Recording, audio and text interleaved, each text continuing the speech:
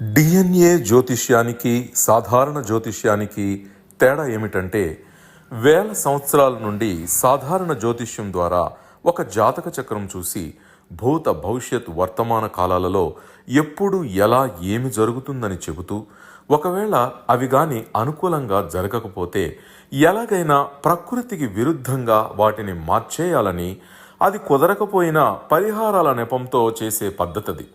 కానీ దానికి మారుగా డిఎన్ఏ జ్యోతిష్యం ద్వారా ఇవన్నీ ఎందుకు జరుగుతున్నాయని కనుగొని ఒక పని చేసే ముందే అది సరైనదా కాదా అని సరైన సమయంలో మనము తీసుకునే మంచి నిర్ణయం జీవితంలో అన్నింటిలో విజయాలు సాధించడానికి సలహాలు మార్గదర్శకాలు చెప్పే నిజమైన జ్యోతిష్య విధానం ఇది. ఏది మీకు అవసరమో మీరే నిర్ణయించుకోగలరు. అందరికీ నమస్కారములు. నేను మీ గుణబ్రహ్మ సరస్వతి. భావాలు అనే ఎపిసోడ్ గురించి మనం చాలా విషయాల్ని చూస్తూ వస్తున్నాం. అందులో ఒక్కొక్క భావం యొక్క ప్రత్యేక తత్వాన్ని గురించి తెలుసుకుంటూ వస్తున్నాం. ఒక భావాన్ని తీసుకొని ఆ భావం యొక్క లోతైనటువంటి తత్వాలని, పై విషయాల్ని మాత్రమే కాకుండా ఆ భావాధిపతి ఎక్కడెక్కడ ఉంటే ఏ తత్వములు, ఏ ఫలితాలు వస్తాయో చూసాం. అలాగే ఆ భావ సంబంధాలు, ఒక భావానికి ఇంకొక భావానికి ఉన్నటువంటి సంబంధాలు, ఆ సిరీస్ గురించి ఒక్కొక్క భావంగా చూడడానికి మనము ప్రయత్నం చేస్తూ ఉన్నాం. అందులో చాలా రోజులుగా మనము 9వ భావము, 9వ భావాధిపతి, 12వ భావము, 12వ భావాధిపతుల గురించి మాట్లాడాం. ఓకేనా? ఈ భావాలకు సంబంధించినటువంటి విషయాల గురించి మనం మాట్లాడేటప్పుడు ప్రస్తుత కాలంలో వచ్చే జాతకాల్లో నేను చూసినటువంటి చాలా విషయాలను, నా దగ్గరికి వచ్చినటువంటి జాతకాల గురించి చాలా విషయాల్ని నేను మీ దగ్గర షేర్ చేశాను, డిస్కస్ చేశాను కూడా.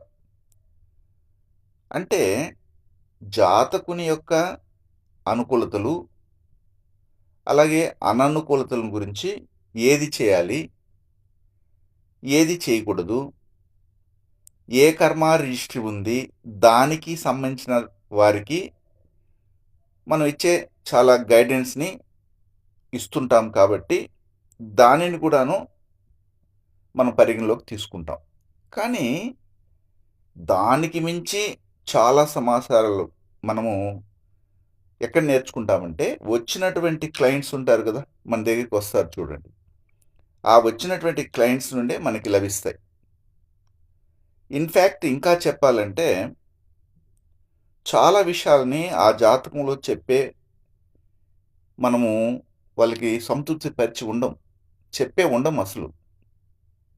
కానీ అడిషనల్గా చెప్పించుకునేవారు మనకు కొద్ది సమాచారాన్ని వారి మూలంగా మనకి ఇచ్చేసి వెళ్తారు.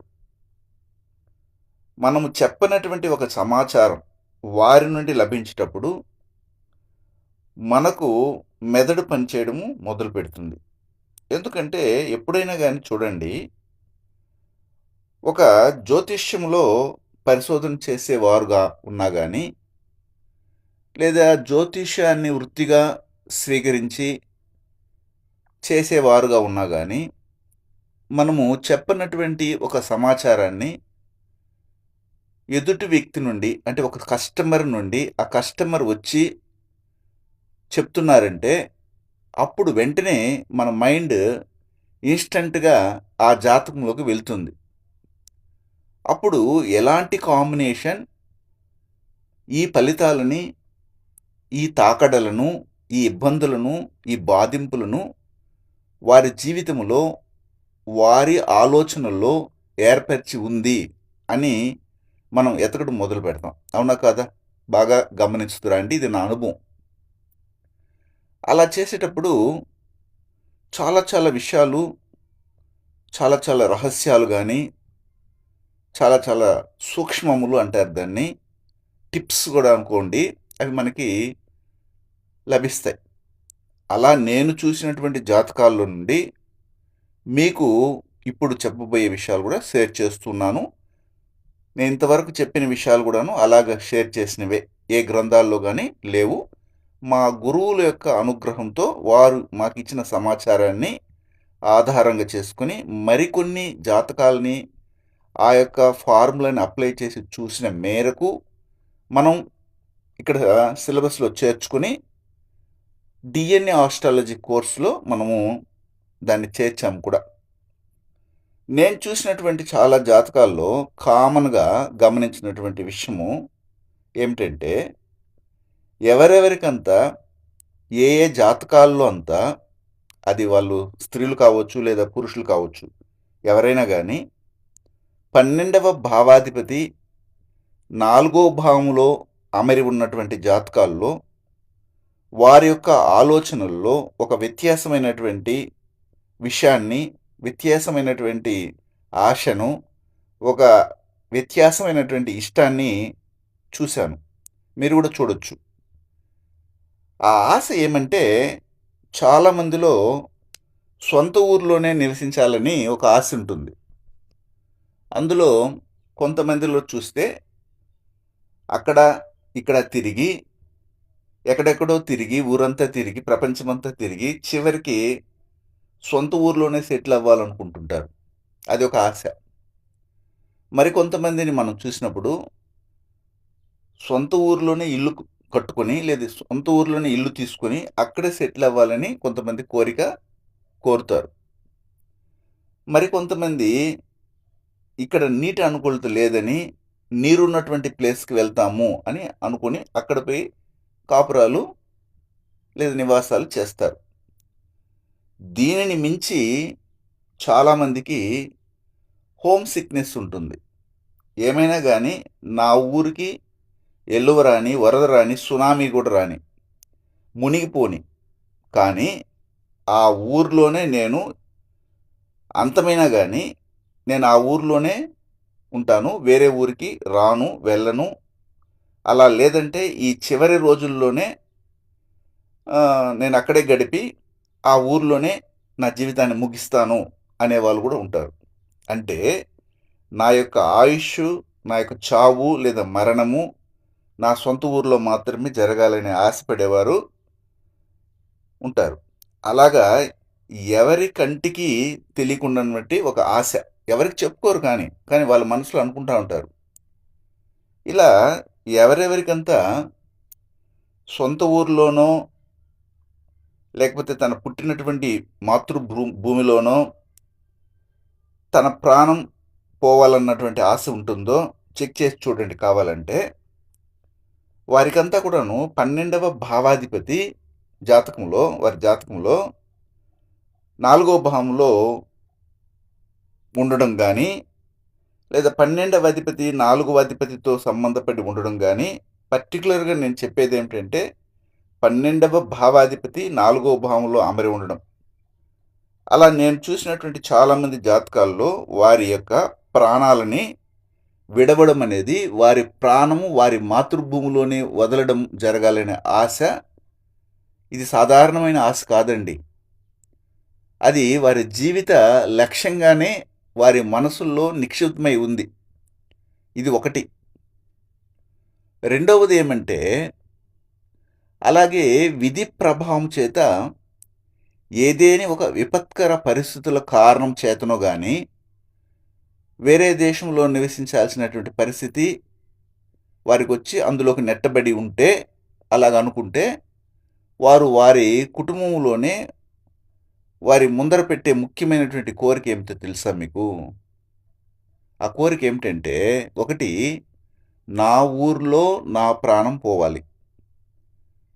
అలా కాకపోతే ఒకవేళ వేరే సందర్భంలో, వేరే రాష్ట్రంలోనో, వేరే ఊర్లోనో, వేరే ప్రాంతంలోనో, వేరే దేశంలోనో నా ప్రాణం పోతే, నాకు దహన క్రియ చేయాల్సినటువంటి స్థలము అది దహనం చేయడం కావచ్చు, లేదా పూడ్చడం కూడా కావచ్చు. ఏదో ఒకటి. అది నా యొక్క సొంత ఊర్లోనో, లేదా నా సొంత మట్టిలోనే జరగాలన్నటువంటి ఆశ వారి యొక్క మనసులో చాలా చాలా లోతుల్లో ఉండటం. దీనిని నేను ఎవరికి చెప్తున్నానంటే, 12వ భావాధిపతి వెళ్ళి 4వ భావంలో అమరినటువంటి జాతకములో నేను గమనించినటువంటి విషయాన్ని సుస్పష్టంగా దాని గురించి నేను ఇక్కడ మాట్లాడుతున్నాను. జనరల్‌గా 12వ భావం అనేది వ్యయభావం. మనం ఏమనుకుంటాం? ఇక్కడ 12వ భావాధిపతి 4లో ఉన్నారు కనుక, అప్పుడు 4వ భావానికి చెందినటువంటి వ్యయము డిఫాల్ట్‌గానే ఆ జాతకునికి వస్తుంది అనే కాన్సెప్ట్‌ని తీసుకొని మనం మాట్లాడటం. అది వేరే విషయం. కానీ ఈ విచిత్రమైనటువంటి ఒక ప్రత్యేకమైన చింతన, ఆలోచన, ఈ లోతైనటువంటి మానసిక దృక్పథము వారి మనసులో ఉంటుందన్నమాట. అదేవిధంగా 12వ భావాధిపతి ఒకవేళ 5వ భావంలో ఉన్న వారిలో మనం గమనించే విషయం ఏమిటంటే, అంటే నేను గమనించాను, మీరు కూడా గమనించండి. అందులో చాలామందికి కులదైవానికి సంబంధమైనటువంటి గుడి గాని, దేవాలయం గాని వారి యొక్క సొంత ఖర్చులతో, కష్టపడినటువంటి డబ్బుతో ఆ యొక్క గుడిని పోషించాలని, ఆ గుడిని ఉద్ధరించాలని ఒక కోరిక ఉంటుంది. లేదా సొంత ఖర్చులతో ఆ గుడిని కట్టి, ఆ దేవతను నిలిపి, కుంభాభిషేకము, ప్రాణప్రతిష్ఠాది కార్యక్రమాలు చేయాలన్నటువంటి ఆశ కూడా ఉంటుంది. అలాంటి ఒక ఆశ వారికి ఉండడం నేను గమనించాను. చాలామంది కుటుంబాల్లో ఒక 100 సంవత్సరాలు, 200 సంవత్సరాలు, 300 సంవత్సరాల క్రితము జీవ సమాధులు అయినటువంటి వారు ఒకరైనా ఉండేవాళ్ళు. వారి వారి కుటుంబాల్లో. అది అన్ని కుటుంబాల్లో ఉండదు అలాగ చూస్తే కూడా. కొన్ని కుటుంబాల్లో మనము వేళ్ళ మీద లెక్కెడితే ఉంటుంది. కొన్ని కుటుంబాల్లో మాత్రమే మనం గమనించవచ్చు. అలా నేను గమనించినటువంటి కొన్ని కుటుంబాల్లో ఇలా మనము మా తాత యొక్క నాన్న, వారికి పూర్వీకులు ఈ స్థానాల్లో వారు జీవించారు.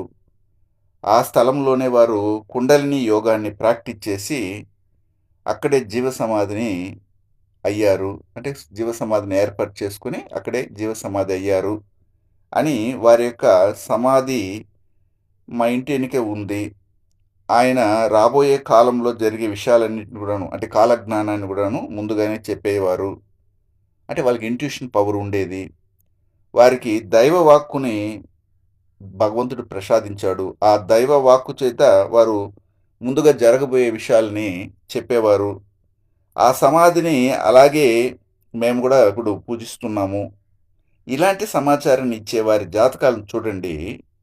నేను గమనించిన విషయం ఏమిటంటే 12-5 సంబంధం ఏర్పడతా ఉంది. అంటే 12వ భావాధిపతి వెళ్ళి 5వ భావంలో అమరడం. అంతేగాని 5వ భావాధిపతి వెళ్ళి 12వ భావంలో అమరడం లేదు నేను చూసిన జాతకాల్లో. ఇలాంటి సంఘటనలు వీరి డిఎన్ఏలో ఉంది, జీన్స్‌లో ఉంది. జనరల్‌గా ఏం చేస్తారు? కుండలిని విద్య అంటే ఏమిటి? మూలాధార, స్వాదిష్ట, మణిపూర, అనాహత, విశుద్ధ, ఆగ్నేయ చక్రాలు. అంటే మూలాధారము, స్వాదిష్టము, మణిపూరము, అనాహతము, విశుద్ధము, ఆగ్నేయము, ఇలాగ 6 చక్రాలని వాళ్ళు మేల్కొల్పడము, అది సహస్రారంలోకి వెళ్ళే విధంగా చేయడము, కుండలిని యోగం చేసిన తర్వాత వాళ్ళు జీవ సమాధికి వెళ్ళడం అనేది. ఇది మనకు తెలిసిందే. గొప్ప గొప్ప మహానుభావులు అలాగ చేసినటువంటి వారిలో వీరబ్రహ్మేంద్ర స్వామి ఒకరు మనకు తెలిసి. అలాగా రాఘవేంద్ర స్వామి కూడా తీసుకోవచ్చు. ఇట్లాగ కొన్ని మతాలలో కొన్ని ఆచారాల ద్వారా అయినటువంటి వాళ్ళు కూడా ఉండవచ్చు. ఇది మనము ఈ 12వ భావాధిపతి 5వ భావంలో అమరినటువంటి వాళ్ళ యొక్క పరంపరలో జరిగి ఉందనేది నేను అనేక జాతకాలను పరిశీలించడం వల్ల తెలిసినటువంటి అంశం. మా గురువుల ద్వారా తెలుసుకున్నది కూడా. జనరల్‌గా మనము 9వ భావాధిపతి గురించి మరియు 12వ భావాధిపతి గురించి మాట్లాడుకుంటూ ఉన్నప్పుడు ఒక ముఖ్యమైనటువంటి విషయాన్ని మనము గమనించాం. ఆ విషయం ఏమిటంటే 9వ భావాధిపతి లేదా 9వ భావము, 12వ భావము, 12వ భావాధిపతి ఈ 2 భావాలు, భావాధిపతులు కూడాను ద్వికలత్రం అంటే 2 వివాహాల గురించి లేదా 2 అంతకంటే ఎక్కువ వివాహాలు చేసుకునే వారి గురించి మనము అనేక జాతకాలను పరిశీలించినప్పుడు చెప్పుకున్నాం. అంతకు మునుపు మనము లెసన్‌లో కూడా చెప్పుకున్నాం. ఇందులో ఒక వ్యత్యాసం ఉంది. అదేమిటంటే 9వ భావాధిపతికును, 12వ భావాధిపతికును వ్యత్యాసం ఏమిటంటే 12వ భావాధిపతి 2 వివాహాలు మాత్రమే చెప్తుంది.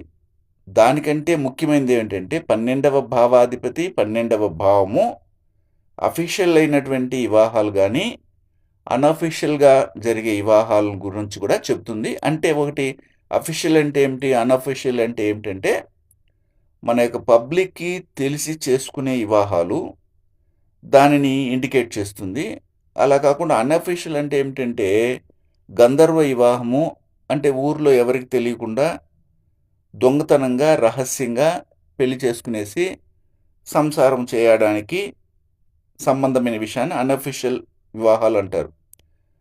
అంటే పెళ్ళే చేసుకోకుండా కూడాను ఒక అమ్మాయితోనో లేదా ఒక అబ్బాయితోనో జీవితాన్ని పంచుకునే దాని ద్వారా వారసుల్ని కలిగించుకోవడం. అంటే బిడ్డలను కనడం.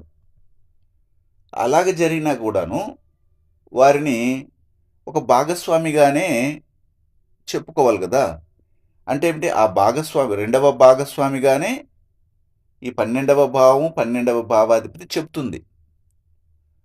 పెళ్లి చేసుకుని కాపురం చేసినా గానీ, లేదా పెళ్ళే చేసుకోకుండా సంసారం చేసి ఒక బిడ్డను కనుక్కొని, వివాహం తర్వాత ఇలా చేసినా గానీ, తాళి కట్టకుండా ఒక భాగస్వామిని చేసుకుని, ఇలాగా విధానంలో ముందుకెళ్ళేదాని గురించి చెప్పేది 12వ భావం, 12వ భావాధిపతి. ఇది మనకు తెలిసిందే.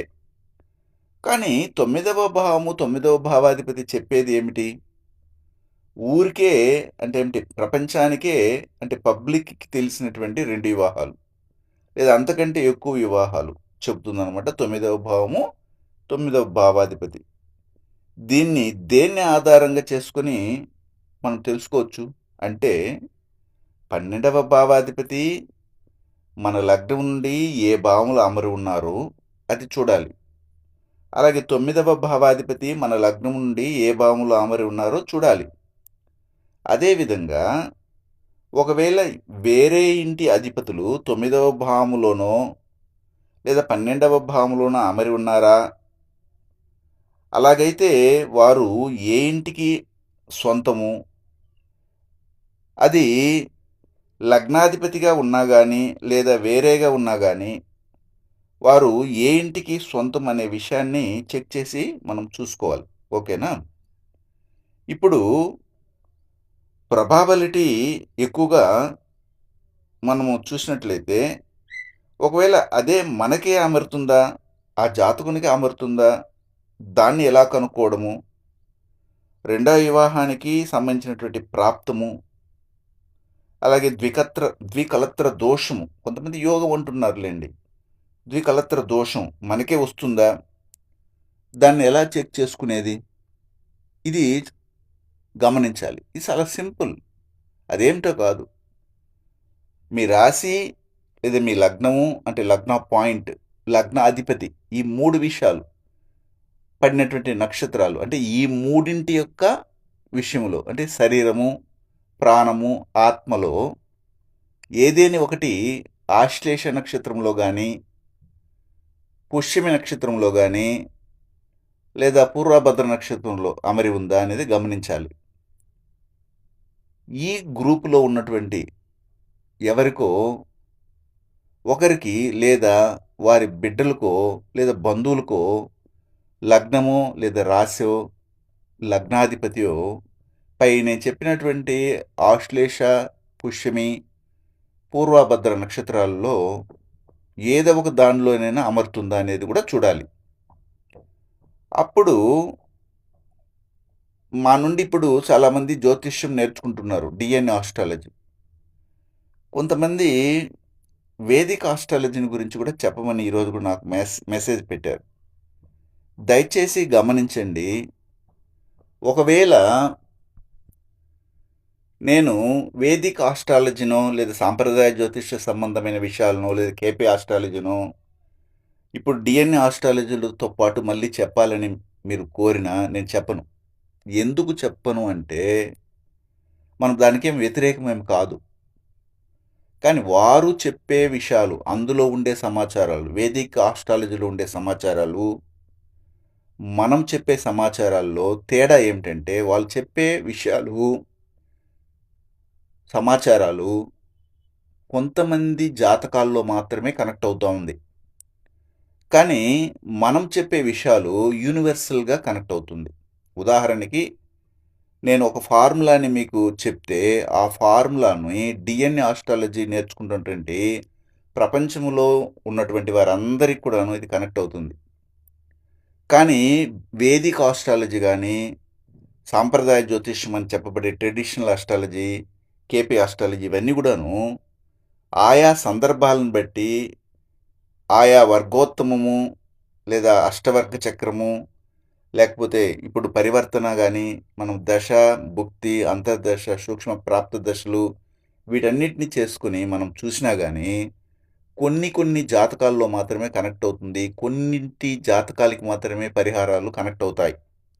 కానీ మనం చెప్పే డిఎన్ఏ ఆస్ట్రాలజీ ప్రపంచవ్యాప్తంగా ఎవరు డిఎన్ఏ ఆస్ట్రాలజీని టచ్ చేసినా నేను ఒక ఫార్ములా చెప్తే అది తెలుగులోనైనా చెప్పేవారైనా కానీ, తమిళ్లో చెప్పేవారైనా కానీ, ఇంగ్లీష్లో చెప్పేవారైనా కానీ, లేకపోతే మలయాళంలో చెప్పేవారైనా కానీ, కన్నడంలో చెప్పేవారైనా కానీ, ఎవ్వరు డిఎన్ఏ ఆస్ట్రాలజర్ అయినా ఒకే ఒక ఫార్ములాని దానికి సంబంధించిన విషయాన్ని యూజ్ చేస్తారు. ఒక విషయానికి నేను ఏ ఫార్ములా అయితే చెప్తానో అదే ఫార్ములా అక్కడ అప్లికేబుల్ అవుతుంది. అందుకని నేను వేదిక్ ఆస్ట్రాలజీ కానీ సాంప్రదాయ జ్యోతిష్యం అని చెప్పబడే విషయాల్ని మనం బేసిక్స్లోగానే యూజ్ చేసుకుంటాం కానీ ఫార్ములా బేసిక్ మీదగా యూజ్ చేసుకొని చెప్పుకోలేం. అందుకని దయచేసి నన్ను అర్థం చేసుకోండి. అలాగని నాకు వేదిక్ ఆస్ట్రాలజీ రాదని కాదు, సాంప్రదాయ జ్యోతిష్యం రాదని కాదు. వాటన్నిటిని చదివిన తర్వాత ఎందులో మనము అందరికీ ఉపయోగపడే విధంగా ఒక్కరు చెప్పినట్లుగా ఇంకొకరు చెప్పలేని పరిస్థితుల్లో ఈ సాంప్రదాయ జ్యోతిష ప్రపంచం ఉంది కాబట్టి మనమైనా కానీ మన గురువులు మంచి గురువులు దొరికినప్పుడు వారి ద్వారా తెలుసుకొని మనము ఒక ఫార్ములానే అనేకమైన ఫార్ములాస్ ఉన్నాయి. 1200 ఫార్ములాస్ ఇప్పటికి ఉన్నాయి డిఎన్ఏ ఆస్ట్రాలజీలో. ఆ ఒక ఫార్ములా మనం బేస్ చేసుకుంటే ఆ ఫార్ములా బేస్ మీదే ఎవరి జాతకాన్ని పెట్టుకున్నా కానీ ఆ ఫార్ములా కానీ అక్కడ ఉంటే వారికి ఇది జరిగి తీరుతుంది, ఇలాగే వాళ్ళ ప్రాప్తం ఉంటుందని చెప్పే శాస్త్రం మనది డిఎన్ఏ ఆస్ట్రాలజీ. ఇది గమనించండి. జనరల్గా మా నుండి జ్యోతిష్యం చదువుకుంటున్నటువంటి వారి కుటుంబాల్లో ఇప్పుడు మన టాపిక్ వచ్చాము. ఎవరికో ఒకరికి ఈ అమరిక ఉందని మనము గమనించాము అనుకుందాం.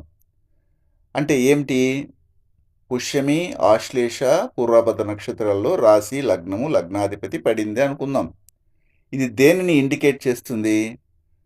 వారి యొక్క వంశావళిలో ఉండే ఆ ద్వికలత్ర దోషము, అలాగే అంతకంటే అంటే 2 అంతకంటే ఎక్కువ కలత్ర దోషము ఎవరికి ఉంది అనేదాన్ని మనం ఐడెంటిఫై చేయాలి. అయితే ఇక్కడ ఈ 3 నక్షత్రాల్లో పుట్టేవారికి జరిగే అవకాశం ఉందని చెప్పొచ్చు. బాగా గమనించండి. నేనేం చెప్తున్నానో జరిగే అవకాశం అని మాత్రమే నేను చెప్తున్నాను.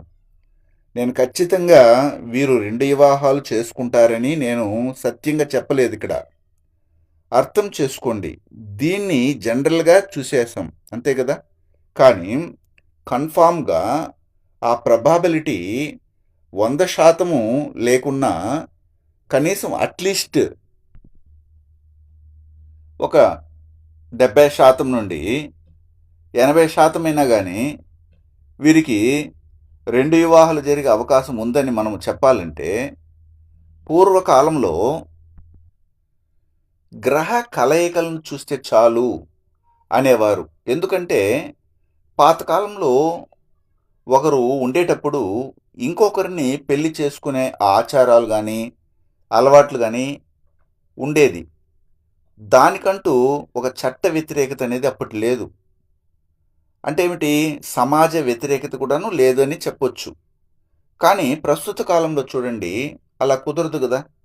ఈ కాలంలో స్త్రీ అయినా గానీ, పురుషుడైనా గానీ ఇంకొక వివాహం చేసుకోవాలనుకుంటే పద్ధతైనటువంటి ప్రకారంగా అంటే పద్ధతైనటువంటి విడాకులనేవి ఉండాలి. పద్ధతి ప్రకారంగా విడాకులు తీసుకొని మళ్ళీ మరొక వివాహానికి వెళ్ళాలి. అప్పుడు ఈ జనరేషన్ అనేది అది ఎలా అప్లికేబుల్ అవుతుంది?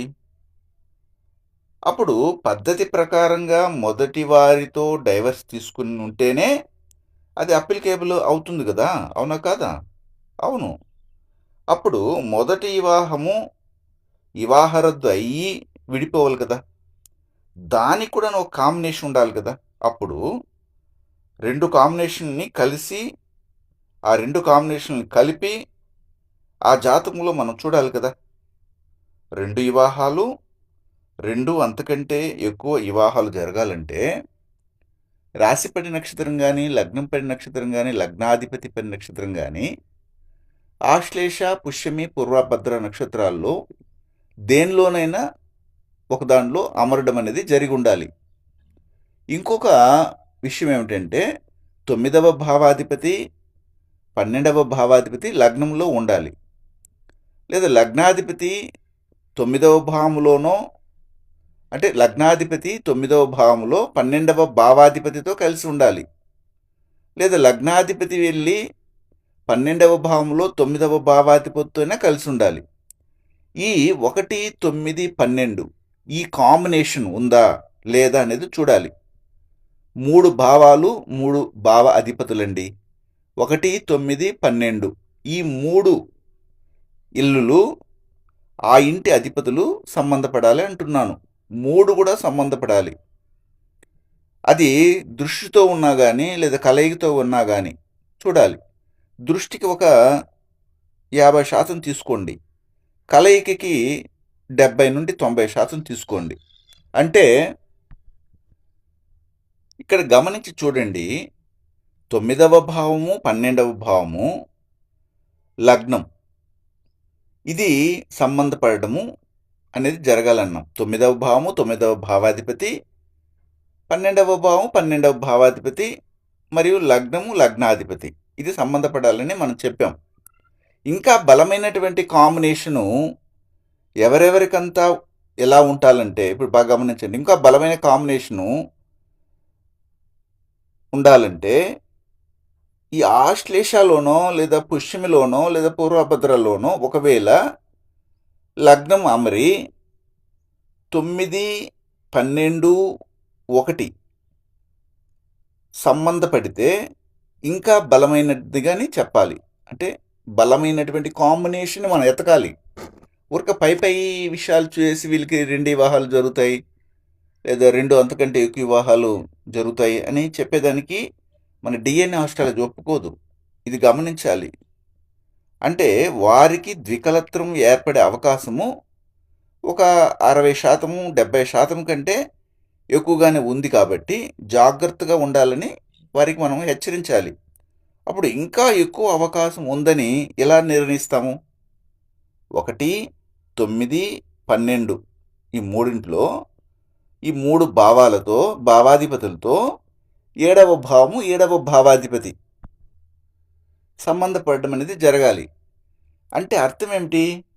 9వ భావాధిపతి 1వ భావాధిపతి 12వ భావాధిపతి ఈ ముగ్గురు 7వ భావంలో అమరి ఉండడము లేదా 7వ భావాధిపతి 9వ భావాధిపతి 1వ భావంలో అమరి ఉండడము 7వ భావాధిపతి 12వ భావాధిపతి 1వ భావంలో అమరి ఉండడం ఇలా జరిగితే ద్వికలత్వం అనేది మనం చెప్పొచ్చు. అంటే 1, 7, 7, 1 ఈ కాంబినేషన్ ఈ సంబంధం ఏర్పడము అనేది ముఖ్యం ద్వికలత్రానికి. దీన్ని సాంప్రదాయ జ్యోతిషం ఏం చెప్తుంది తెలిసినా? ఆహా 7వ భావాధిపతి 1వ భావంలో ఉన్నారు, వివాహానికి మంచి అమరికండి ఇది.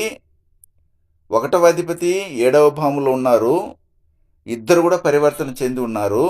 ఓహో ఏమి యోగమండి! వీరిద్దరూ వివాహం చేసుకుంటే వీరికి లభించే సుఖశాంతులేమిటి? అబ్బా! అదేమిటి, ఇదేమిటి అని పేర్చి పేర్చి చెప్తారు. అంటే ఏమిటి, ఒక గొప్ప లేయర్స్‌గా పేర్చేస్తారు. నేను చూసినటువంటి చాలా డైవర్స్ తీసుకున్నటువంటి జాతకాలు గాని చూస్తే భార్యాభర్త విడిపోయినటువంటి వారందరూ కూడాను 1, 7, 7, 1 సంబంధం ఉన్నటువంటి వారే. కావాలంటే మీరు చూడండి. ఓకేనా? 1వ అధిపతి 7వ భావంలోనో, 7వ భావాధిపతి 1వ భావంలో ఉండడము, మొదటి వివాహము ఫెయిలవ్వడం ఇది జరిగిపోతుంది. ఇలాంటి సంబంధాల్లో చిక్కులు ఏర్పడి విడిపోవడం కూడా జరుగుతుంది. ఇది ఫస్ట్ స్టెప్.